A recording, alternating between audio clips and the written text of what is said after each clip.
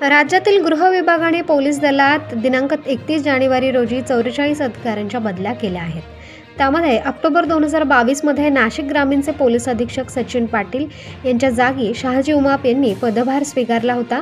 त्यांनी पदभार स्वीकारल्यापासून नाशिक ग्रामीणमधील गुन्हेगारीला चांगलाच आळा बसला होता। अवैध धंदे करणारे मुख्यतः त्यांच्या रडारवर होते। नाशिक जिल्ह्यात सुरू असलेल्या अवैध धंद्यांविरोधात कारवाईचा बडगा त्यांनी उगारला होता। चोरी छुप्या रीतीने सुरू असलेल्या अवैध गुटखा मद्यसाठ्यांसह जुगार अड्डे चालवणाऱ्यांना तात्काळ बंद करण्याचा पवित्रा त्यांनी घेतला होता।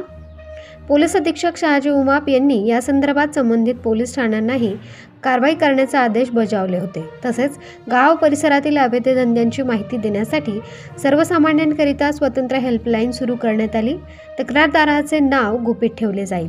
त्यामुळे अवैध धंद्यांविरोधात माहिती देण्याचे आवाहनच पोलीस अधीक्षक उमाप यांनी केले होते। त्यामुळे ग्रामीण भागात अवैध धंदे करणाऱ्यांचे धाबे चांगलेच दणाणले होते आणि त्यामुळे सर्वसामान्यांमध्ये चैतन्य निर्माण झाले होते।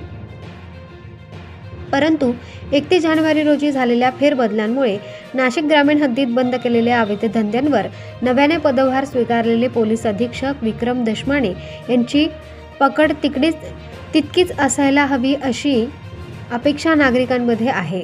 नव्याने रुजू झालेले पोलीस अधीक्षक यांनी यापूर्वी ठाणे ग्रामीण या ठिकाणी सेवा बजावली आहे। नाशिक ग्रामीणच्या पोलीस विभागात या बदलामुळे अवैध धंद्यांना नवनियुक्त पोलीस अधीक्षक विक्रम दशमाने कशा प्रकारे आळा घालतात हे देखील बघणे महत्त्वाचे ठरणार आहे।